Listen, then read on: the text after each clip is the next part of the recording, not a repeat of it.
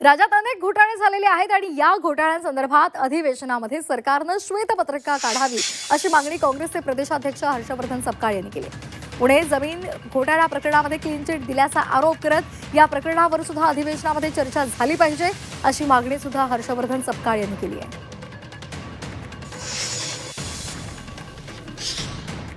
आतापर्यंतच्या अधिवेशनाच्या आणि संसदीय मूल्य गुंडाळून ठेवल्याच्या अनुषंगाने मी या ठिकाणी खंत दुःख व्यक्त करत असताना निषेध करतो आणि उद्यापासूनच्या अधिवेशनामध्ये या महाराष्ट्रातले जे मुख्य प्रश्न आहेत त्या मुख्य प्रश्नांवर चर्चा व्हावी।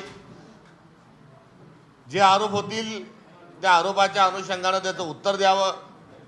जे मूलभूत स्वरूपाचे घोटाळे आहेत आणि ज्यामुळे सरकार नसून हे लुटारू आहे अशा प्रकारचे जे मुद्दे उपस्थित झाले त्या अनुषंगाने श्वेतपत्रिका त्यांनी प्रकाशित करावी।